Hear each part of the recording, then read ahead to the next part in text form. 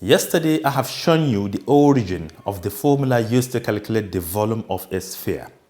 So in this tutorial, we're also going to do the same thing for the volume of a cone. We are going to derive it. Remember, a cone looks like this with a circular base, right? The base is a circle. And we have learned that to find the volume of a solid, we need to calculate the area of the base, then we multiply by the height. For example, if you have a rectangular prism, something like this, you know the base is going to be rectangle, so you find the area of that rectangle, which is length times the breadth, then you multiply by the height, and this will give us what? The volume. The same thing for what do you call it? Cylinder, which also has a circular base. The circle, which is the circular base, has an area of pi r squared, and the height together will give us the volume. But in this situation, you can see the base is a circle, but you cannot multiply by the height because we don't have uniform cycles. As you move to the top, you can see the cycles will be becoming small and small and smaller, right?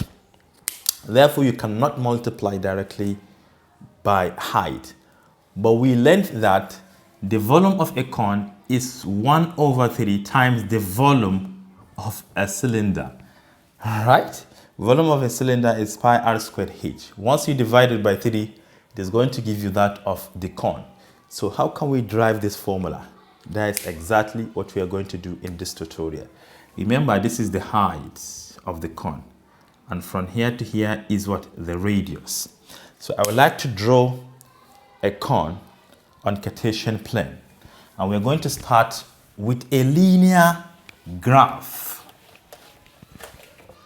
All right. If you have y-axis and this is x-axis, I would like to start with a straight line. Straight line, which is a line of y equal to something. We are coming to that something. But remember, we would like to establish a cone here by reflecting x-axis.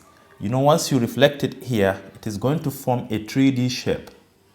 This leg will be reflected down and everything will become a cone. Let me even remove this one for you to see the cone clearly. Right? And we have learned that from this point down here where the line stops is the height of the cone, right? Everything here is what? The height of the cone. And a cone has a radius, and this radius depends on y. So this is y. So how can we find the volume of this cone? We can inscribe a disc inside.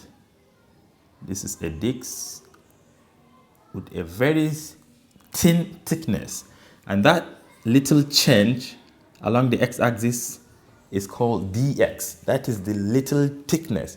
We have infinitely many discs inscribed in this cone, and we would like to find their respective volumes from 0 to h.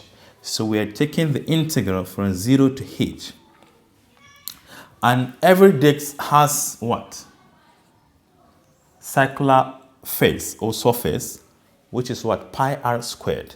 So we have pi, but instead of r, remember the r, which is the radius, depends on y. So we have y squared. Then times the height, which is this little thickness, dx. So this is what we need to evaluate in order to get the total volume from 0 to h. But what is this y? We have to come up with an equation of this line. Let me bring it back. This is the line we have, right? And we say it is y equal to something, but we know in general it is y equal to mx plus c. But since it passes through the origin, c is 0, that is the intercept. So we need to find m, which is the rise over run. Remember, from this point to this point is r. That is what? The radius of the circular face. And from this to this Remember, this is h. So rise r, run h, r over h. Therefore, our equation is now y equal to r over h multiplied by x. So you can confidently take this and bring it back here. This is now equal to the integral. I can even factor out pi from 0 to h of y squared, which is r divided by h times x, everything squared dx. Let me continue here.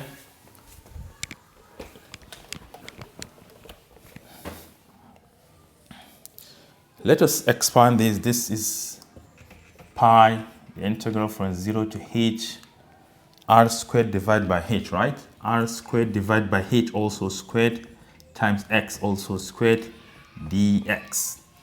But remember, you are only integrating x. You add 1 to the exponent, it becomes 3. You also divide by 3.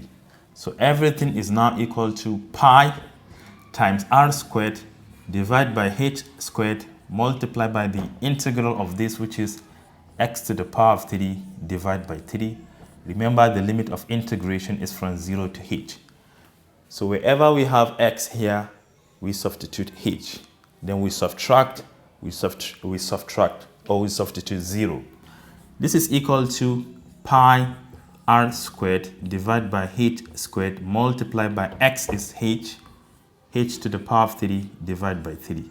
Subtracting the lower limit, which is when x is equal to 0, will transform everything to 0, so we don't even have to do that. So this is equal to h to the power of 2 can go in here exactly h times. So all we have is 1 over 3, which is this one, then multiplied by pi r squared h. Pi r squared h. And you can see the origin. This is nothing but the volume of a cone. Yeah. 1 over 3 pi r squared h.